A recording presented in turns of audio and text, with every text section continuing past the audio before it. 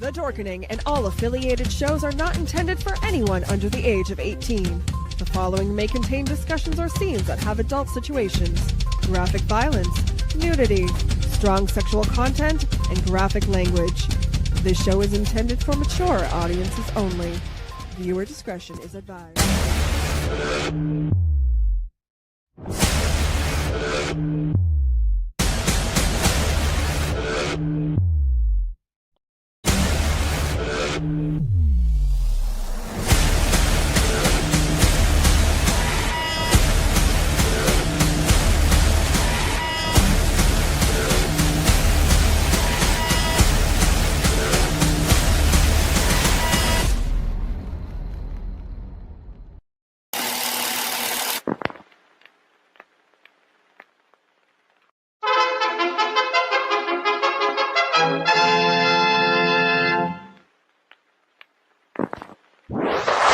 Persons under 18 will not be admitted.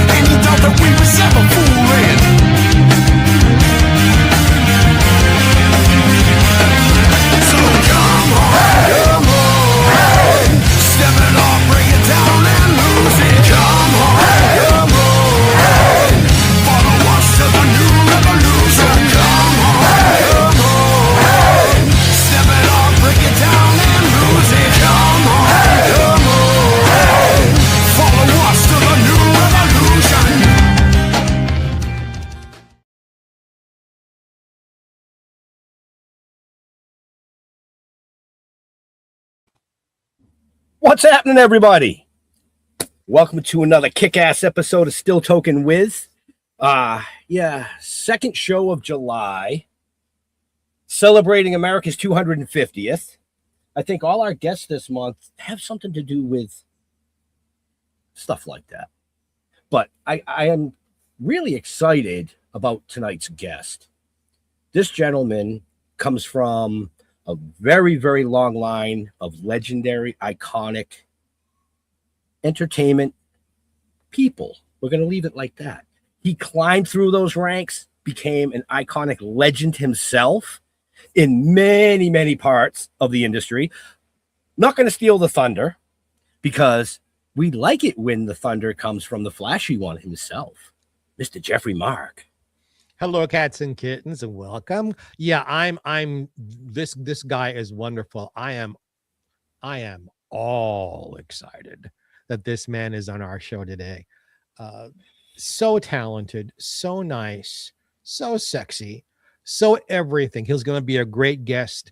And why wait? Would you please welcome to our show Cam Clarke? Hey, everybody. There he is. Boy, what an intro, you guys. That's going to be hard to live up to. Nah, just be yourself. Right. And folks, if you don't know who this gentleman is, then you literally have been living under a rock your whole life. And I'm just going to say that. We're going to cover as much as we possibly can tonight because there's just so much. Or maybe that rock is a tombstone because that's how long ago we're going to travel back. Now. I was around back then. I was not really at the beginning. but maybe the beginning of your career, maybe. Right? Okay, all I right. mean, I was born in Forward. 72, but I know your family. Rub it in. Rub it in. Your family goes back way back past that. Well, I was, You know, as a little boy, very aware of the King sisters. And when you all first appeared, so folks, in case you don't know, the King sisters were this wonderful 4 blonde, gorgeous ladies who sang like angels. And then after the big band era, they came into television and they appeared on a variety show called The Hollywood Palace. And they were such a success there, they got their own series. And you were there right from the beginning of that as a little itty bitty boy. I was indeed. Do you have clear memories of it? Oh, turn off your beep boops. Oh, can you hear me? Yes, absolutely. Okay, I can't hear you. Oh, we'll deal. I'm a technophobe. Can we start with that? Hi, Sure. I'm Cam Clarke, and I'm a technophobe. And I have no chips to prove how long I have been technical. Yeah, I was. And the whole thing was basically a fluke. I thought of that because when you said, and after they were the big band, they ended up on TV as the family. The King sisters had a second career in the 50s. They were considered washed. I mean, since the beginning of entertainment, there's been ageism. And come the 50s, they were releasing a couple of singles and stuff. But my mom, and I'm giving you some pre-roll on, became a widow. Her first husband died and left her with 2 little kids. She was living back east. The girls had pretty much, stopped performing, having babies and stuff. And the only good thing that came out of that, as Mom would say, it was horrible, but it meant I could move back to California, which was home with her family. Mm-hmm. And her younger sister, Yvonne, who is the brainchild of all of this stuff, she said, girls, we ought to get back together because, we need something to cheer up Alice and take her mind off of things. So that is literally what happened. However, like I said, they couldn't get arrested. So a friend of theirs, I don't remember, who it was, said, and they'd been listening to the groups of the day, the jazz, pop to the jazz side, like the 4 Freshmen, the high-lows and stuff.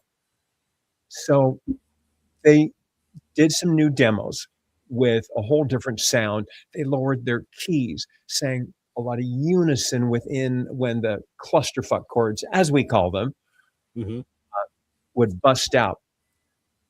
They had a friend at Capitol who said, I these are great, but I can't present them with your picture or names with it. So he had an idea. He submitted it like, brown paper folder with a string, whatever, and took them to the brass, A&R, and said, hey, I found this great new girl group. 50s, because they were like the Andrews sisters.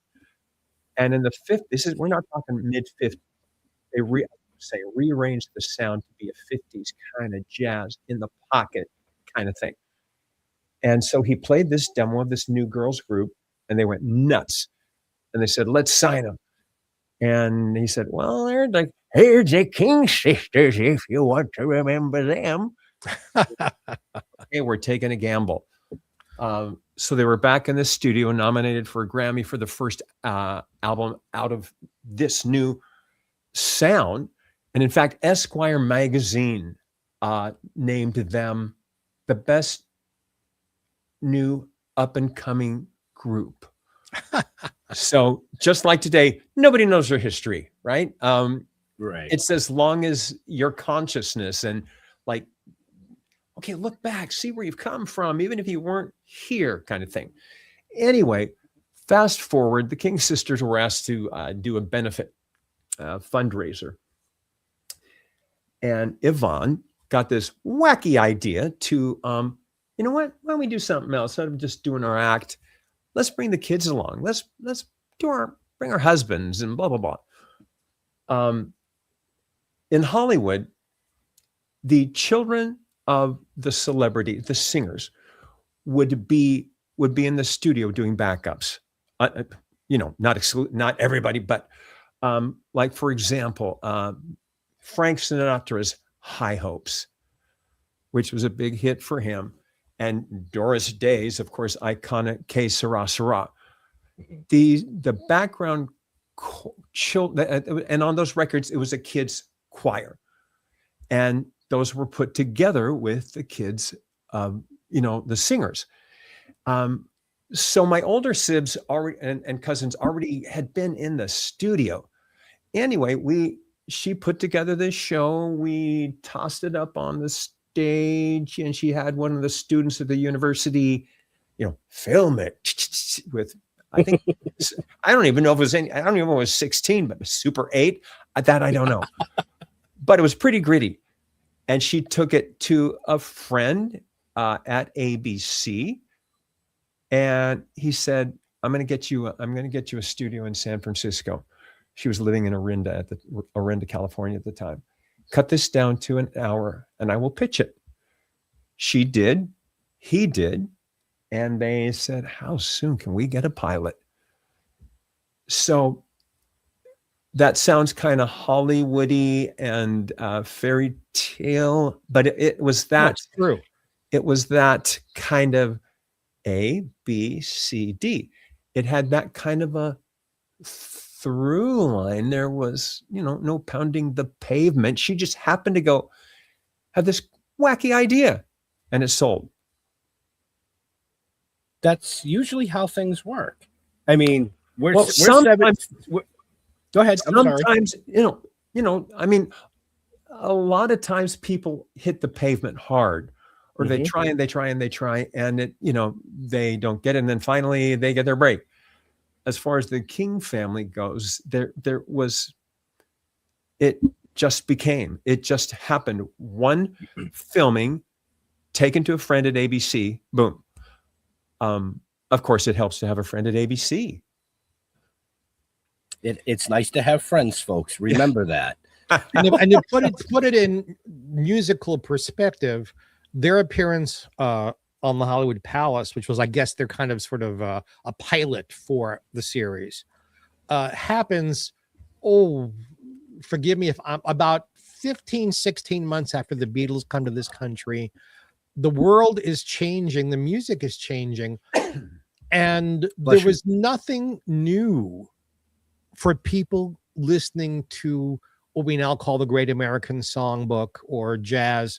All of that was being pushed aside. The Hollywood Palace was this variety show that had jugglers and animal acts and comedians and rock singers and singers like the King family. And it gave them the chance to satisfy that itch that needed to be scratched for people who loved this kind of music and loved the idea of family. One of our appearances there, we were on the same bill with this new crazy rock and roll group. What is their name? Oh yeah, the Rolling Stones. So yes, it is all over the map. And for those of you that might have been that are listening, that remember the Ed Sullivan Show, which was a iconic, huge thing. This was ABC's answer to the Sullivan Show. Yes, jugglers and rock and roll and chimpanzees, whatever. So, and the difference was they had revolving hosts on the Hollywood Palace. But yeah, it was a variety show. Almost, both those shows remind me more of like vaudeville, where there was little bit of everything. That's exactly what they were. They were vaudeville or videoville, right. Was there any, for you being a little boy, was there any hesitance, any stage fright, or you just like, this is what my family does and here I am? I was 6 years old when we first did these couple of stage shows to check it out, to do that benefit. That was in '63. And Hollywood Palace gave us, I think, maybe 4 spots before our pilot episode aired in the summer of '64. I don't know anything else. I mean, and even the older kids, it was like, we got a TV show. Okay. I wish I had some funny stories of where there's people out there, but it's like no. The short answer. He says no. Hold on, let me get my other glasses to answer this, as he would say. So we don't have any of that's fine. The show ran, and then it didn't, and then it ran as a series of specials, and then it didn't, and then it was a summer replacement series, and then it went into syndication. So all these years, from the middle to the late '60s into the early '70s, these shows were being seen over and over and over again. Mm-hmm. While Tina, your cousin, was on My Three Sons, and the King cousins were appearing as a group together, and there was all this activity. At what point does Cam? I have such a joke I want to say, and I won't say it because you've heard it, I'm sure, a million times. But do it. It's my first time on your show. All right. When does the King? Is it a dad joke? When does the King? Don't step on it. When does the King Queen walk away on his own to become Cam, the individual performer? I never. There was no walking away. I'm sorry to be stuttering. I want to go back. I have an effect on people. Yeah. To go back to your question about was it weird to start, I can answer that with literally the flip side. We were raised, we suckled on the teat of entertainment. So when it did stop, that was, wait, what? What? For those of you that have seen our performances, either live or on television, what we presented was, and I'm not exaggerating, was our real life. Mom's in the business. There was always singing in the house, and we always were singing together around the house. And our moms, I like to say, there were 6 sisters in all that would rotate. And I like to say I had my mom and 5 Auntie Mames. Because that's and Alvino Ray is an uncle, and Buddy Cole is an uncle. I'm a big fan of Buddy Cole and his live bait boat band. I love Buddy's music. I thought that everyone in the world, because we were so self-contained, and then I became adult and I started hanging out with people, and wait, doesn't everybody wear red, white, and blue exclusively on the 4th of July? And isn't it pastels on Easter? And don't you sing before you dig into the potato salad? I mean, nothing was without music. And to step out and to go to people's houses and go, wait, where's the this? Where's the that? Oh, you mean everybody? We'd go on picnics. We'd be on the road in our tour bus, and Yvonne would shout, "Stop the bus. Perfect place for a picnic." So there's a little general store. Everybody grabs stuff, puts blankets out. Even when we would just go to the park for a holiday, there were flowers. There were candlesticks, because we are going into the evening. They were set. And so this is the world I came from. And to go to a pedestrian, how most people do their thing, do their holiday, or they're hanging out or whatever, that was a shock. That was the shocker. So to answer your other question, I just kept on. For example, Lorette and I, who was my little partner in crime. She and I did all the little station breaks on the show and stuff. We had agents, and when we were well, to be honest, the family, we didn't stop touring till I was out of high school.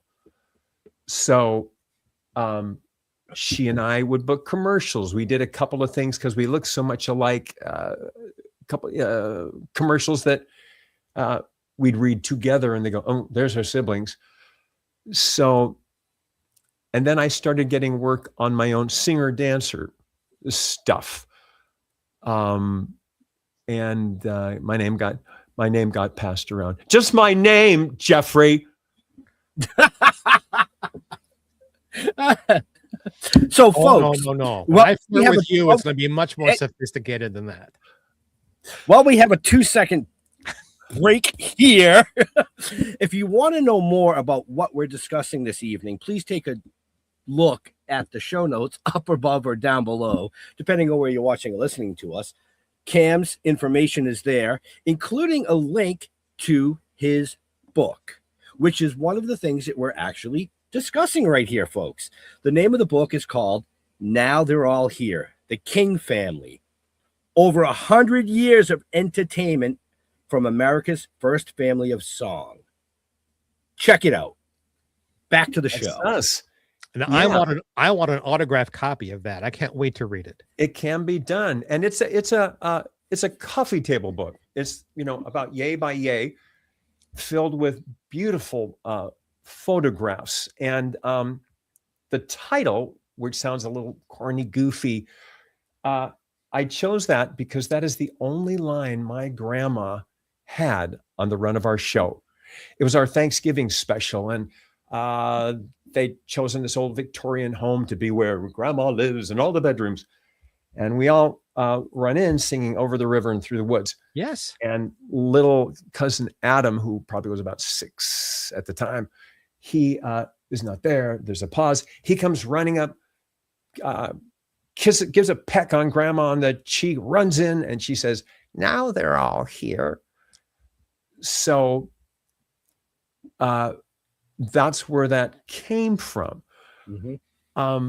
The format, though, is if you guys are interested in stuff, interested in hearing about it before you buy, I'd read a biography on Truman Capote by George Plimpton, who is a god of writers.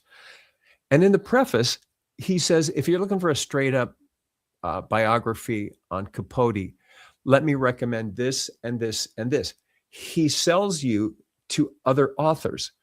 He says, imagine you're at a cocktail party drifting from conversation to conversation. It is no narrative. It's just, it starts with Harper Lee.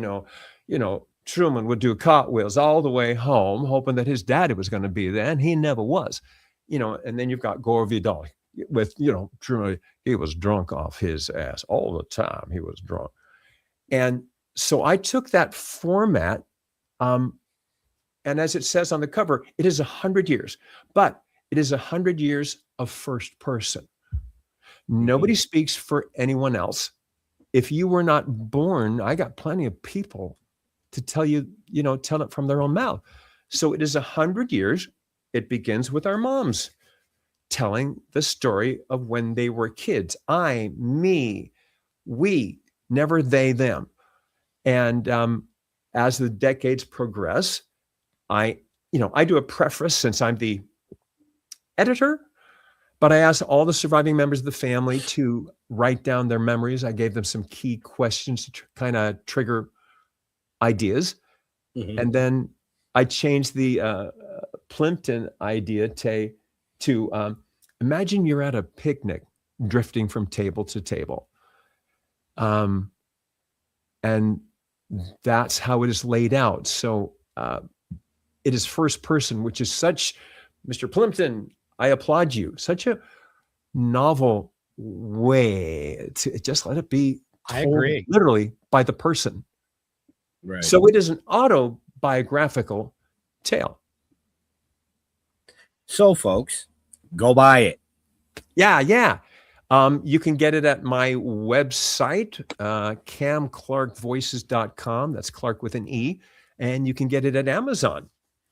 Which both those links are in the show notes. Wow, no excuses. Look at you.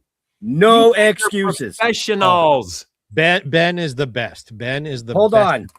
I have to change my glasses Copy to continue the show. They're the same glasses, just a cleaner pair. Are you mocking me? Just a little bit. I love it. We've never had a guest come on the show. We asked a question before we got started, and his answer was, let me change my glasses and I'll answer that for you. So we're enjoying you.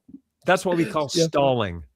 You know? Well, I mean, I could go one step further and say, stop me if I've told you this. Oh, I love it. There's the King Family After Dark, the sequel. See that segue? You see how that worked? So we're going to the dark side now?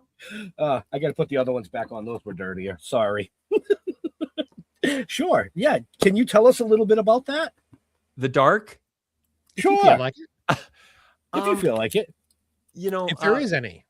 Over the years, people have, back when we were working and slightly after when it was over, we had many people say, this needs to be a mini. This needs to be dramatized. I think that would work as far as rags to riches goes. And like if it ended with the pilot of the King family's first airing, because it was the Depression. These were, Depression era kids. And in the book, you'll hear stories about, one of the best is we were at a family reunion, maybe back in the 90s. And mom and her sibs are sitting around, and I happened at this one area, and I happened to be there with a couple of the other kids.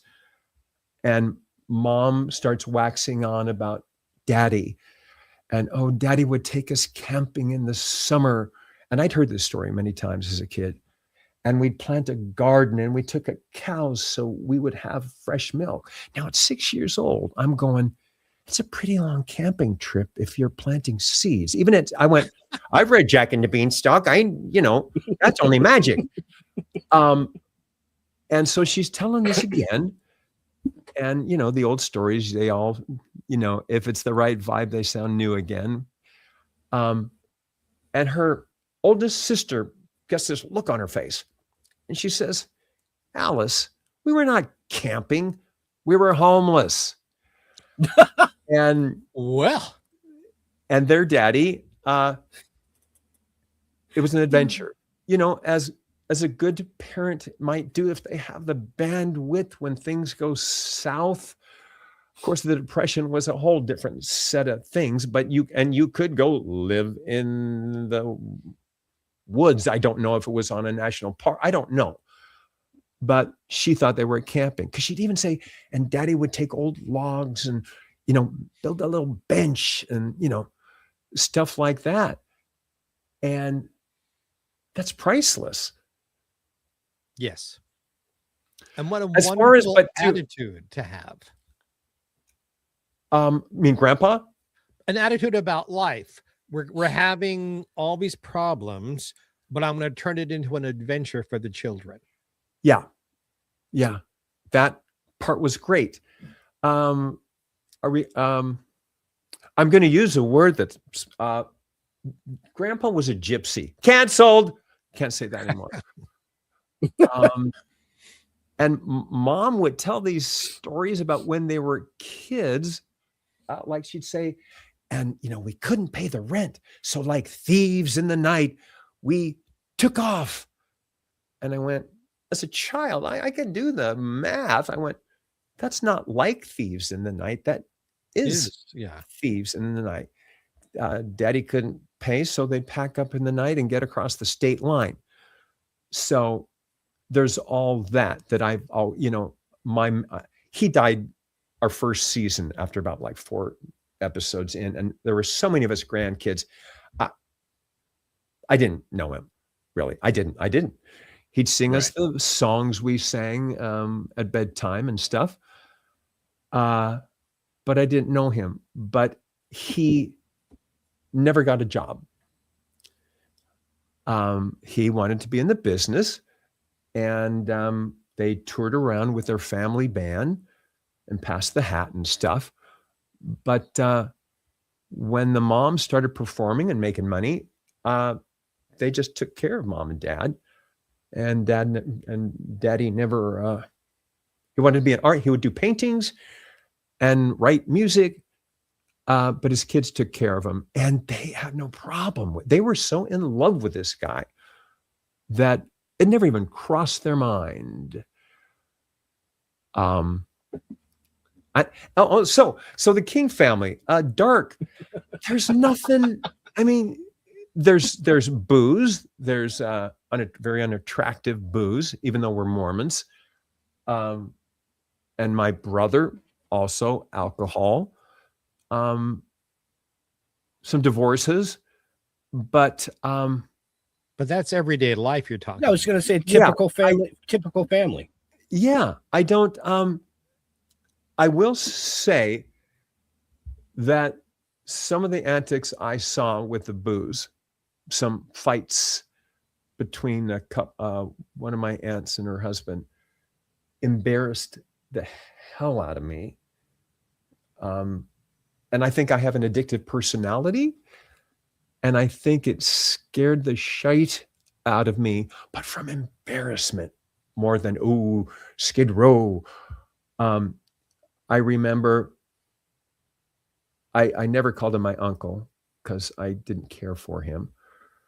Married to one of the sisters, and he was so drunk on stage that he fell into the orchestra pit one time. And another time he couldn't remember his words. So he reaches down into the pit and pulls out a thing of sheet music. And our music was like on accordion paper. Of course. It wasn't this, it was this. And he grabs it off of some musician's thing, tosses it across the stage, and goes, "I'm just going to run over my part." And he literally runs over his part. And at 8 years old, I'm going, "You're killing me, dude. You're embarrassing me. I know. I don't care that you're embarrassing yourself. Look, there's people out there." And it stuck. It stuck with me. I will have an occasional drink, but I don't drink. Easter is for a mimosa, and that's about the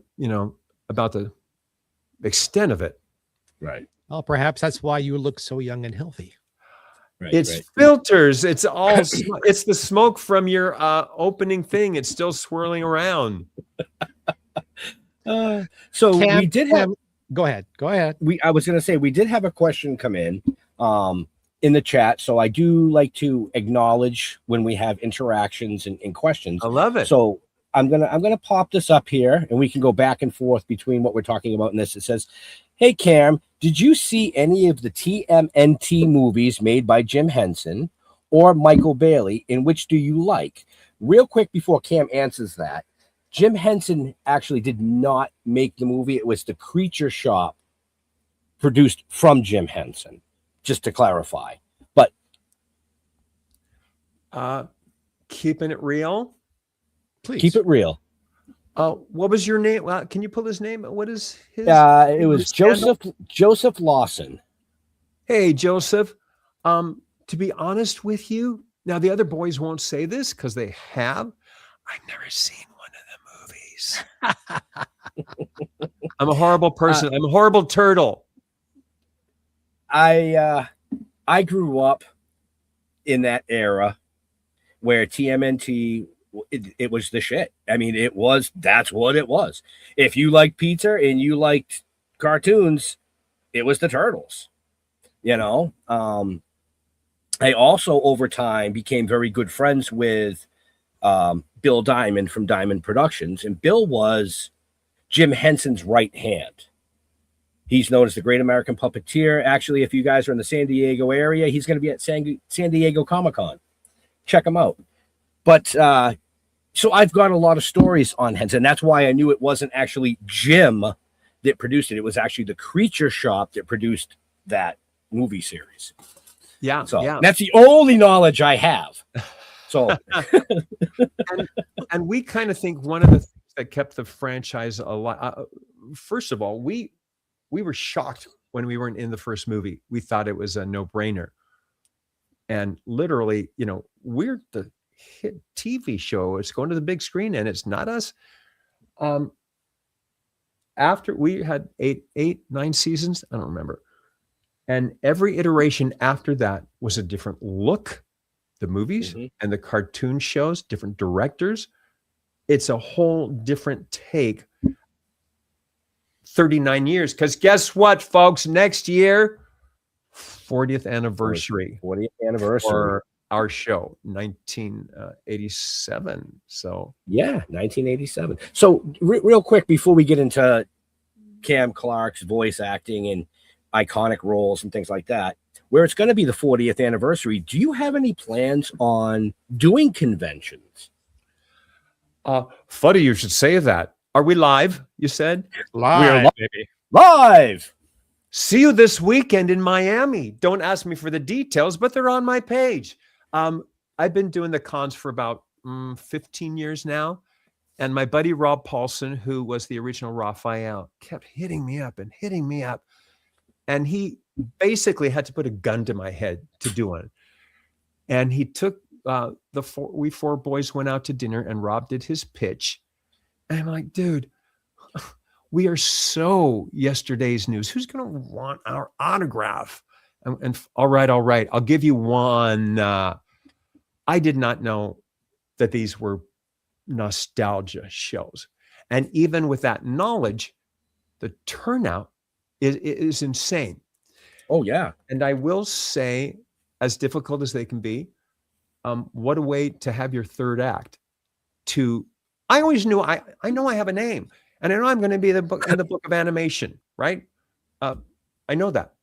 Right. I didn't know I had an organic continuance in these adult children who come to these shows. And so, I'm out multiple times a year getting paid to hear people say, thank you for my childhood.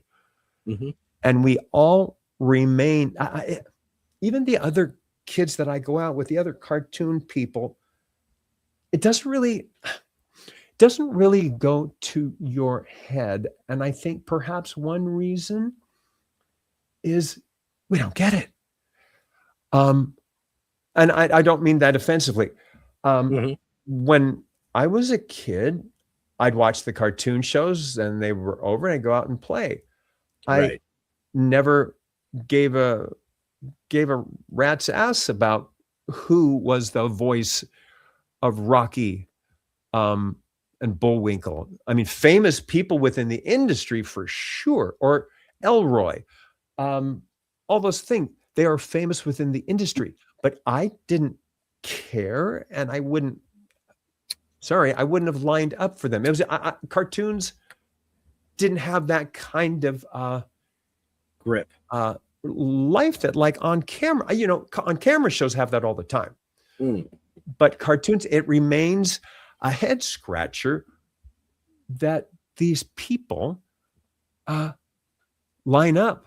And some of the stories that you hear bring tears to your eyes of the, power that these shows have had on these children. Now they're in their 40s and 50s.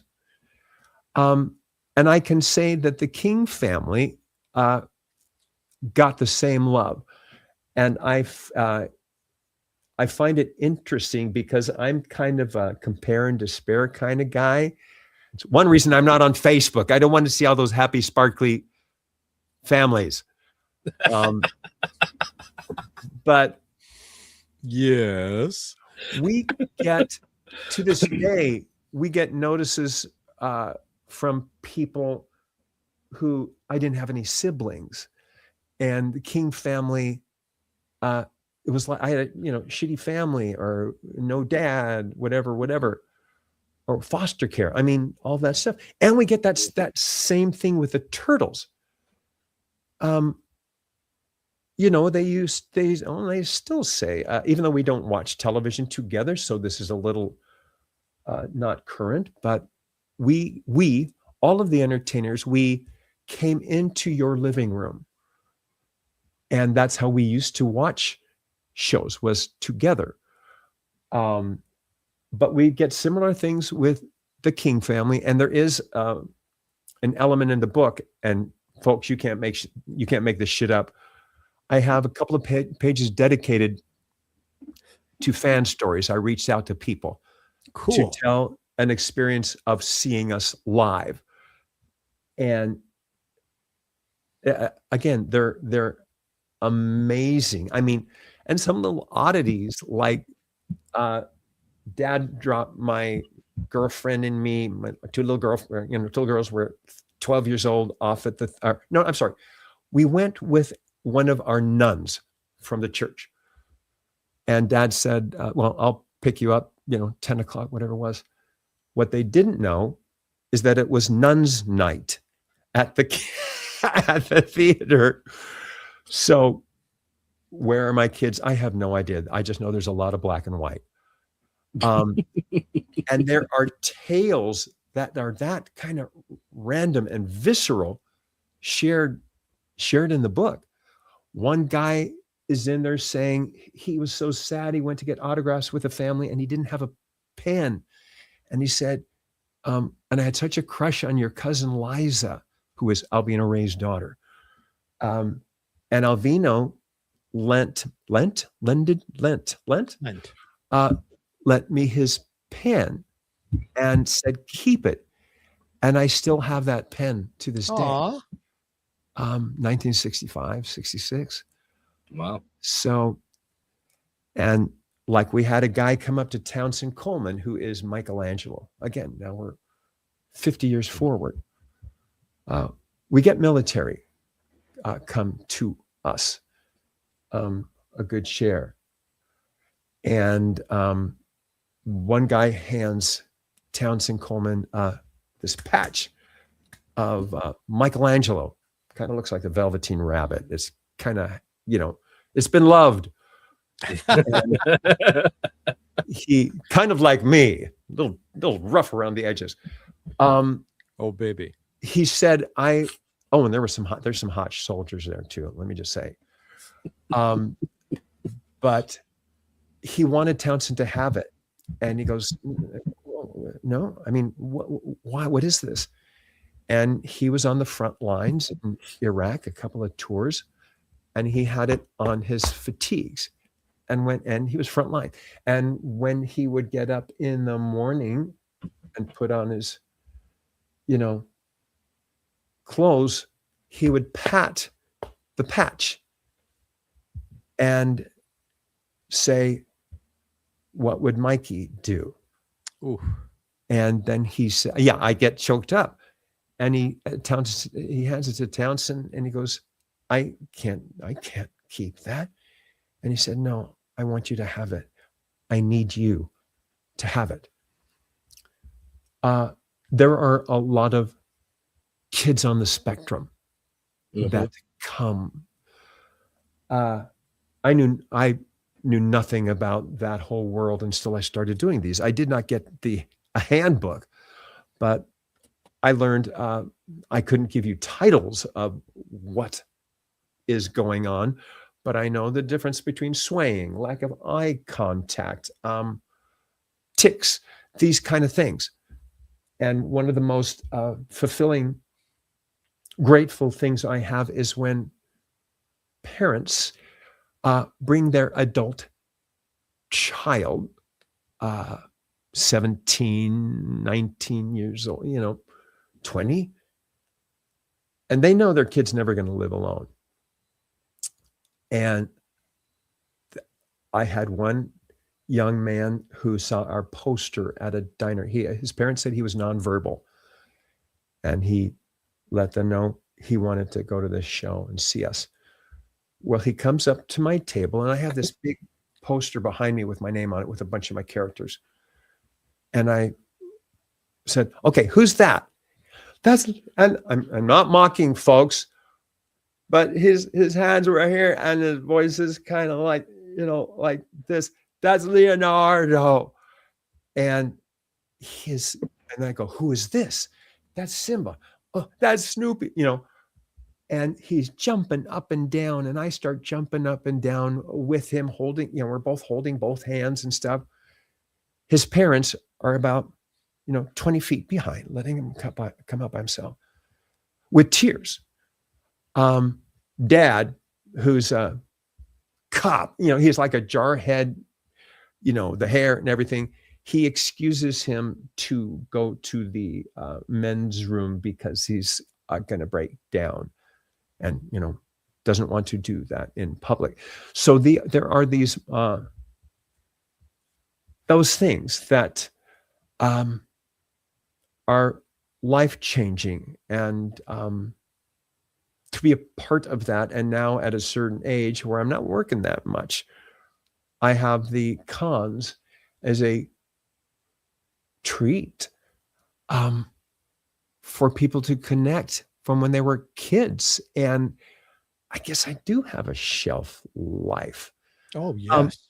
It's not like I was doubting. I was fine knowing I was in the, the book of animation, but it adds a wow factor that we remain current in their memories.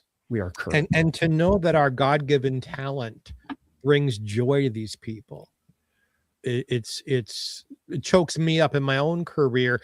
I'm not the icon you are, but at my level of stuff, when I get this kind of feedback from fans, there was a youngster living in Canada who couldn't speak English and sent me a fan letter in French.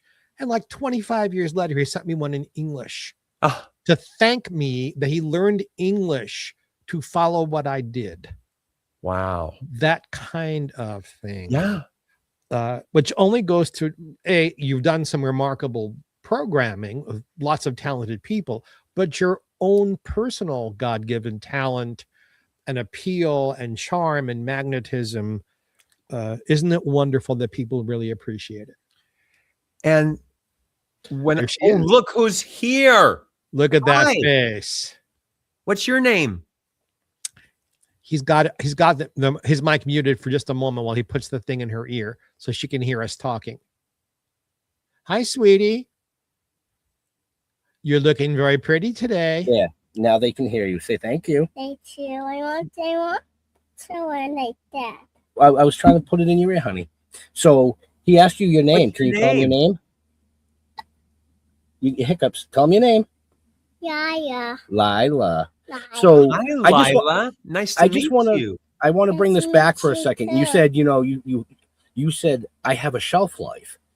Your shelf life is going to continue on and on and on. This is my 3.5-year-old granddaughter, Lila. Can you say Teenage Mutant Ninja Turtles? Teenage Mutant Ninja Turtles.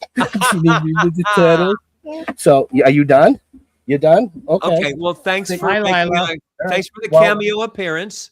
Well, we have an extra special guest this both evening. of them. Yay. Savannah Jean. She'll be down in a second. So I have 2 3.5-year-old granddaughters. I have 2 daughters. They gave birth 9 days apart. Oh, wow. And generally, the one that everybody just saw on here has been on a few times. The one that you just met lives with me. And my other daughter, I guess, is here with my other granddaughter. So, but we can continue, and she might be shy and not come down. The fame of the difference of the fame of my two careers. Is this the other one? Well, This is hello. Hold on, can you hear? Yeah. Hello. Say hello. Hello. What's your name? Sweetie. What's your name? Ivana. Ivana?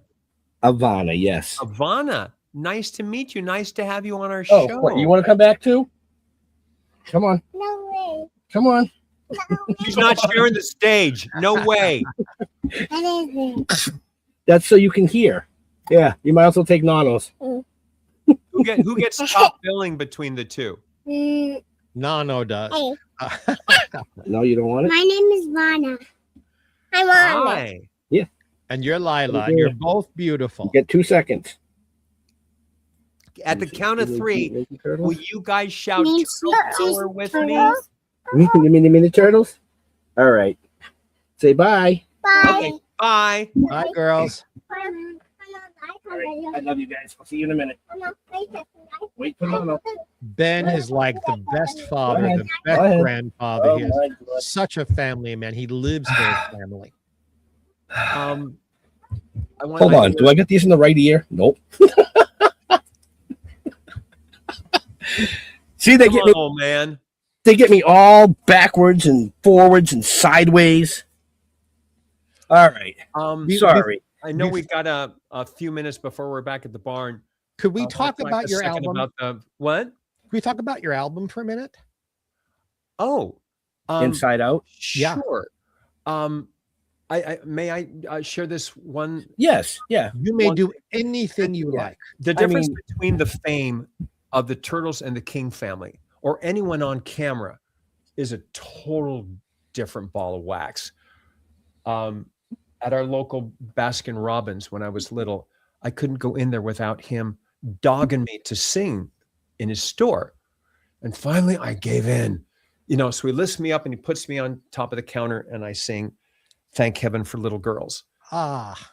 We were at a restaurant, and this lady and the table behind us was drunk and giving the waitress a hard time. And my mom, and she was using language and stuff. And my mom turned around and said, "Excuse me, I've got my young son here with me. If you could try and just keep it down." And she looks over and she says, "I know you. You got your kids working for you."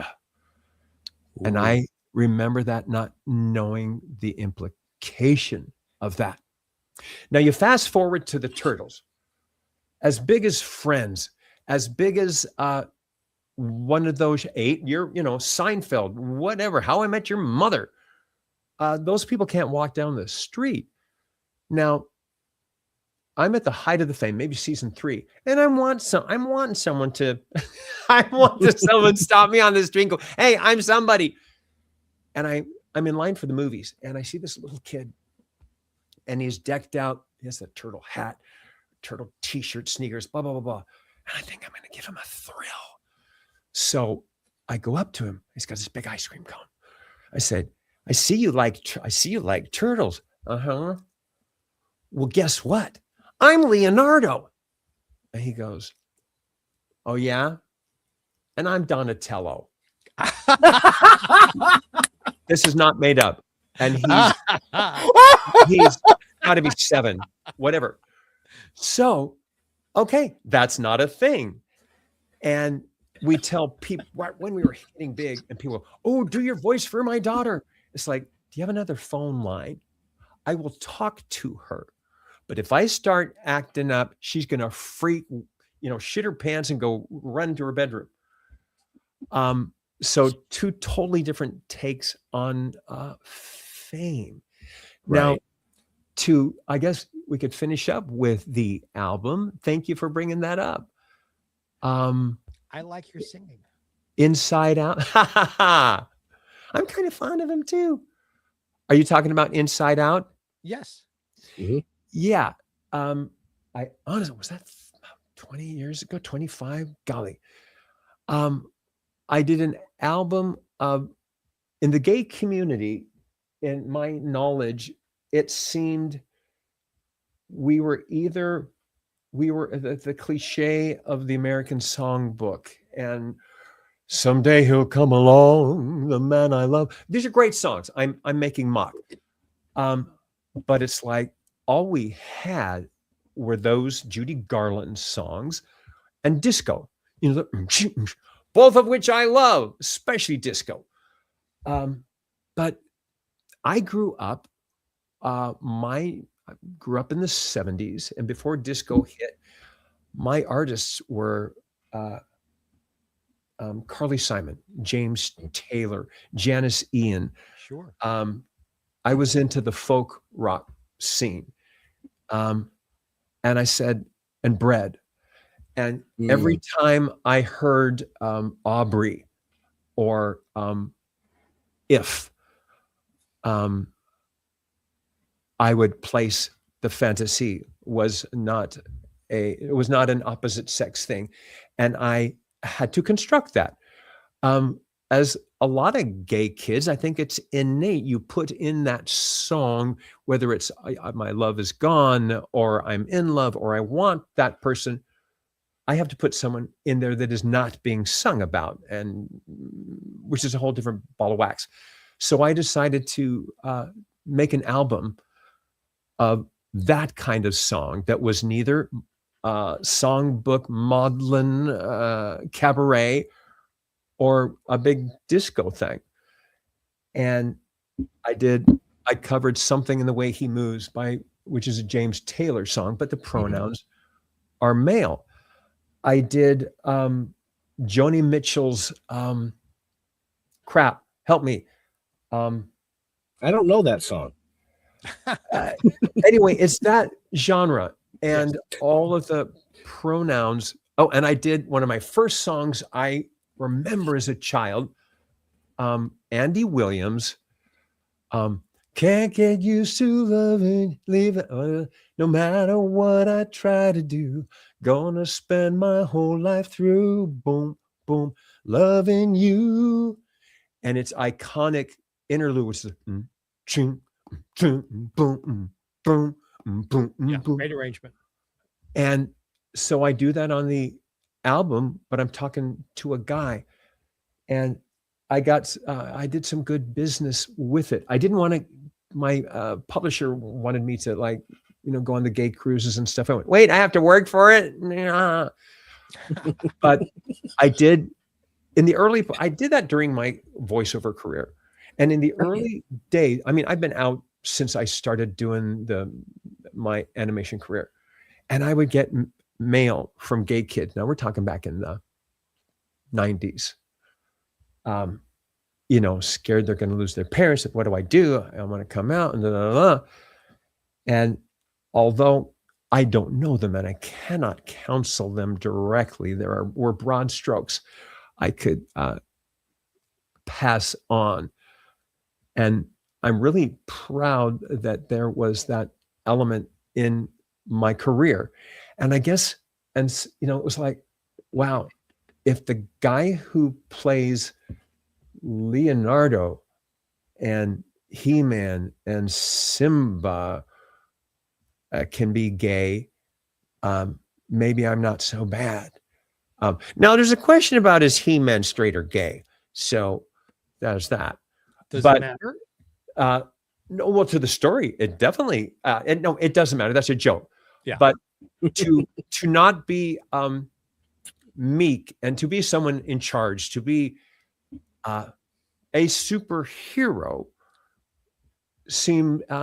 can evade gay people. There's not room for that. Anyway, things have changed somewhat, but the album also got that kind of praise of, I'm hearing myself. I'm not having to substitute. That's where I first fell in love with you. From that. Oh, thank you. Thank you. How did, I have to ask this question because I'm sure the couple of million people or 3 million people who will end up watching this sooner or later are going to ask, how did your family deal with your coming out? When I came out to my immediate family, and when I say immediate family, there's about 16 of us. My mom had a dining room table that sat that many. And so this was my two brothers, their wives, and whatever grandkids were old enough to watch your show. Actually, no, because they were like from 13 up.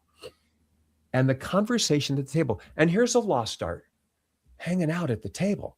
But you got to eat together to hang out. I agree.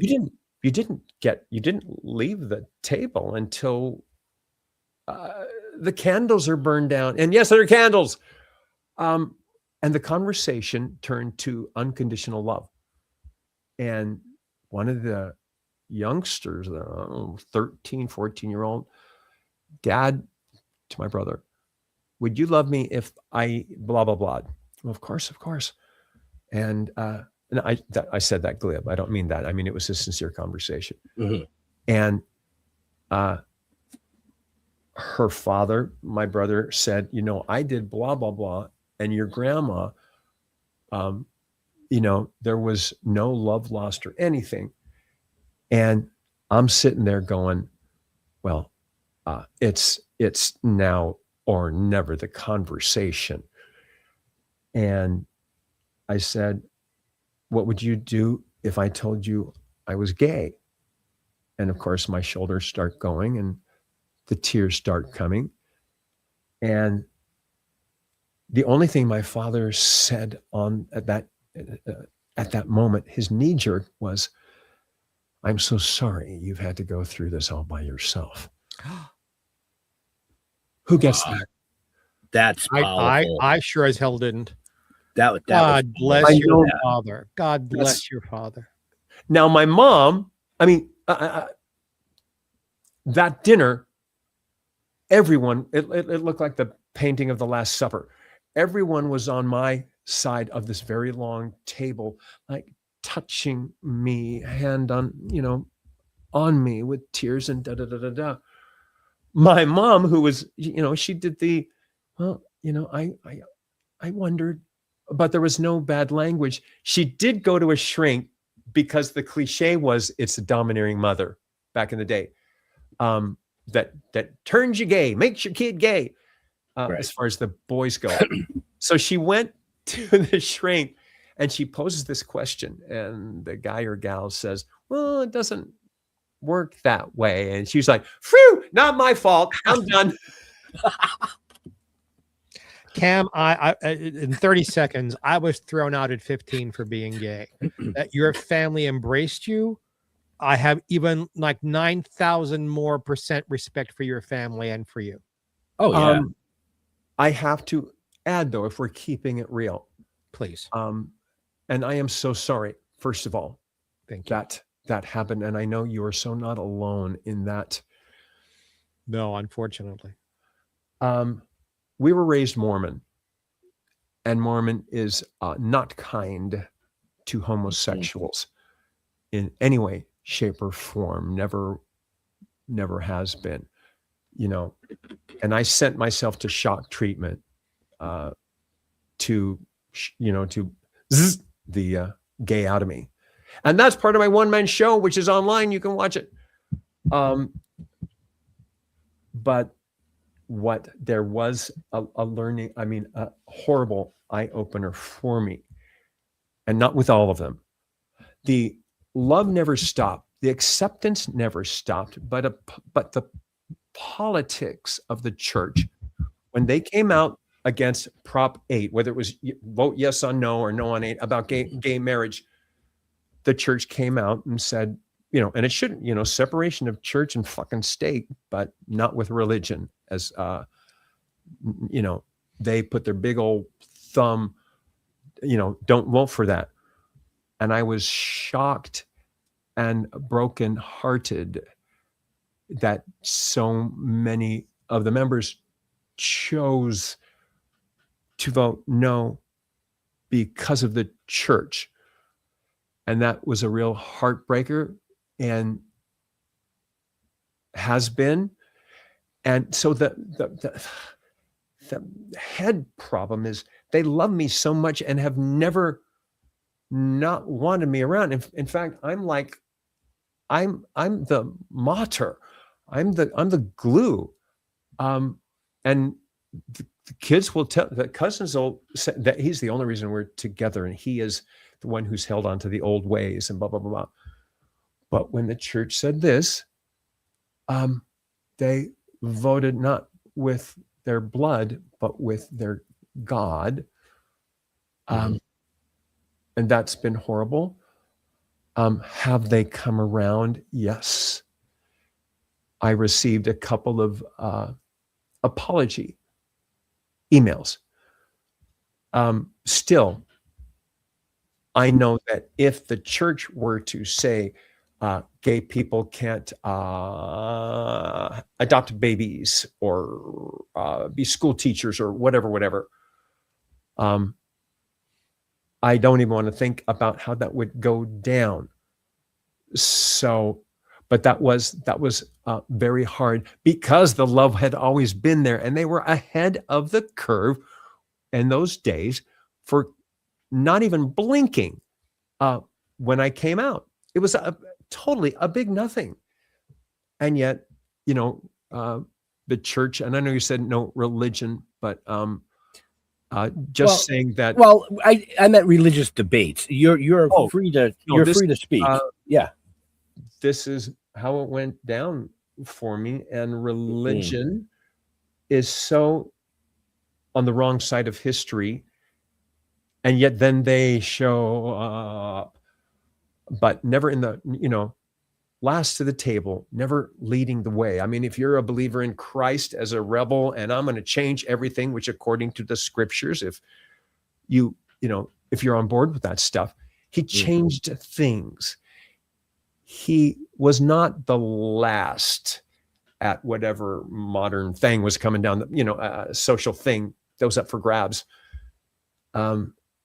Anyway, so that's I don't know if you call that an after dark thing, but it has been a struggle, and sometimes that lack of unconditional love when it comes to politics has left a mark, even though things have come around. And I have to keep a broader picture that not people do come around, but it might not have even been an issue had the church not,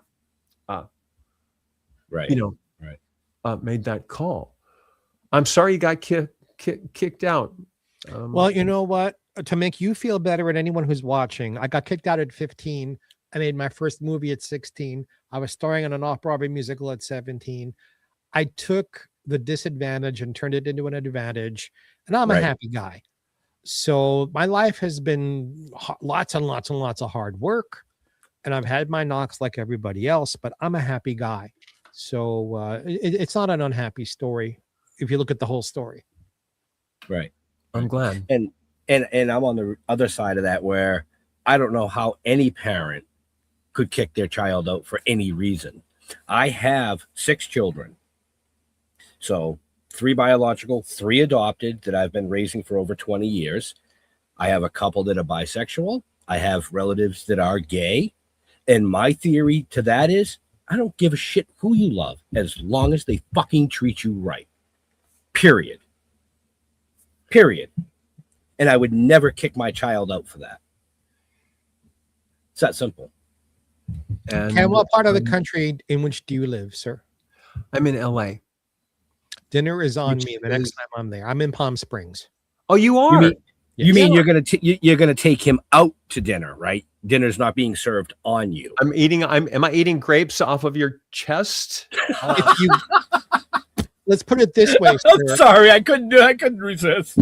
Let's put it this way, sir. If that would please you, you may, but the invitation was for dinner out. I would love that. I would welcome that. Because you're not getting me down in Palm Springs. Too much heat.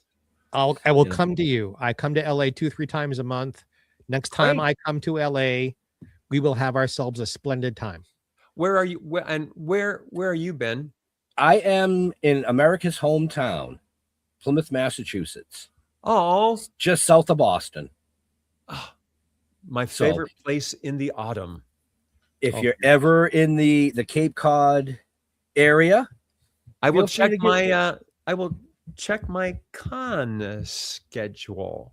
Yeah, feel free to give me a ring. And my brain only holds what's coming this weekend. Oh, you're lucky. Mine only holds what's coming in the next 5 minutes.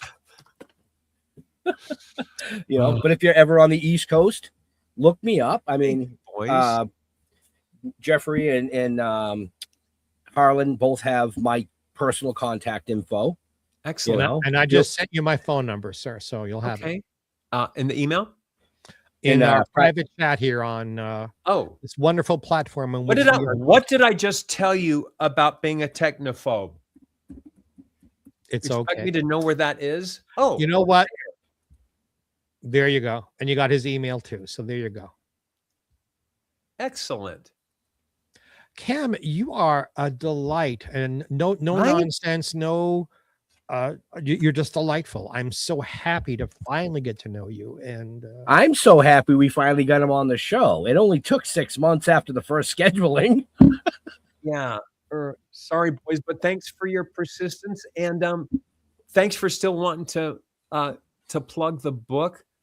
Oh, absolutely. It was an insane experience, Again, folks, check the show notes up above, down below, depending on where you're watching and listening to us. Cam's book is there. Cam, plug the book. Plug. Yeah. Now they're all here. The King family, 100 years of entertainment from America's first family of song. That's right. Before the Jacksons, before the Osmonds, before the Jets. And I hope you will check it out. I'm very proud of it. A lot of love went into that. And also, if you're a fan, I have a step out chapter. Tina has a step out chapter. There's a thing on Alvino Ray written by his grandson from Arcade Fire. So the entertaining goes on, and Buddy Cole has his own section. And, my dad, the king of the B horror flick in the 50s, has his own section. So I hope you'll check it out. I'm really proud of it. Excellent. we're proud of you, my friend. Excellent. So we Thank you, are a boys. little over time. Yep. We don't want to keep Cam because he does have other engagements to get I have to pack for Miami. I leave tomorrow. He's packing for Miami. He's got to leave tomorrow. What's wrong with you people? Oh, You're giving, Jesus. you're giving the punchline to one of the most offensive, wonderful jokes in the world. yes. All right, folks, this is just a joke, and I am Jewish. All right. What is the favorite Jewish American princess's wine? I want to go to Miami. So there you go. I will end it. I know we've ended this about 3 times. My mother had no filters. Limericks were the name of the game. Ooh. And if you were kneeling in front of her to pick something up, and she'd go, well, as long as you're down there. So, all right. So my favorite is when somebody's bending over. I say, that's how babies can get made. There once was a girl. This is a naughty show, so I can be naughty. Go ahead. There once was a young girl. This is mothers. There once was a young girl named Harden who went down on her beau in the garden. He said in a huff, "Do you swallow that stuff?" And she looked up at him and said, "Pardon?" Thank you, Mommy. And good night, ladies and germs. With that, folks, I'm gonna wrap the show And if up you want here. more dirty limericks, write to me, direct message me, and I'll. We cannot do better than that. Other lovely- That was beautiful. naughty stories. That was beautiful. So, Cam, I know you don't do the social media stuff, but if a fan wants to reach out to you, how can they get in touch with you? Through your website?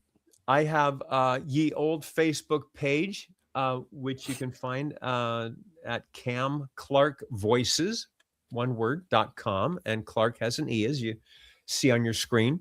You can direct message me there. I have old clips from the King family that I show, and interviews and stuff with the Turtles, and all kinds of fun posts that you can check out. So that's where you find me. So there you go, folks. And you can buy the record that we spoke of. Yes. Inside Right. Out. Or you can go to the website and buy the book. That buy it too. all. It's not or. You can do both. Hey, kids, tell mom you can have both. I have a better idea.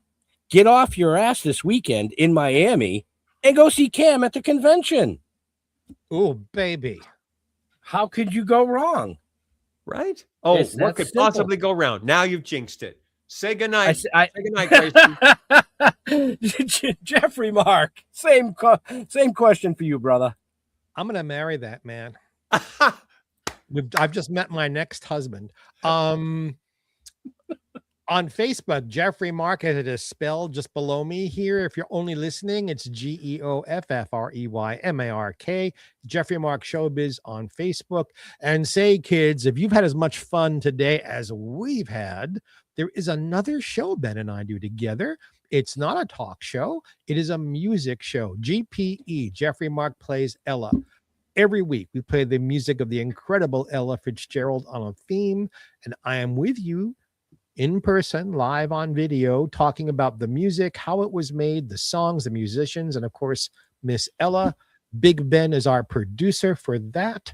So please join us. The show is released every Sunday in time for brunch, or be with us here on this wonderful talk show because we love you. Like he said. So I want to thank you, boys. Cam. Don't go away, Cam. And that guy whose question you took, that's what I had edited out of this other podcast. Because I was kind of like, guys, bullshit, my line, bullshit, my line. It's my job. I love what I do, but I don't go see the other incarnations. And that's and the presumption, it's like, which of them did you like best? And when we're on a panel, I just sit there and I go, which is your favorite? So the one guy that calls in, that chimes in, he addresses that thing that you didn't want to discuss. That I didn't want to discuss. But it's probably the same guy he was probably the same guy that chimed in on the other one with the same question. But anyways, right, folks, we want to thank Cam for taking still time live. All of that was on the air. Yes.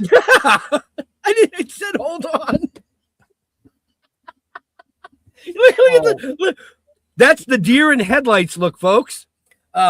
Wait, I thought it was over. You guys said goodbye and everything. No, you said goodbye. He said, hold on a moment. Okay, that was just an act, what I said. That was that other Leonardo. Fuck me. Ben, do something here. Come on. I am. We want to thank Cam for taking time out of his busy schedule. Who was asking that? I'm doomed. Not at all. Doomed. Not at You're all. fine. We're a minute and 20 minutes into the show. The attention span of the general populace is like a minute and a half of the show. You're fine. Trust me. Okay, if you find me dead, strangled by turtle pajamas tomorrow, if you see it on the news, it all happened here, folks. Are we still rolling? We are still rolling, and nothing bad is going to happen to you because I need you. Ben, close the show. Anyways, to all our veterans and first responders, we want to thank you for doing what you do so people like us can come up here and do what we do. Stay safe. We'll see you next week. God bless and have a happy. Bye. So come on.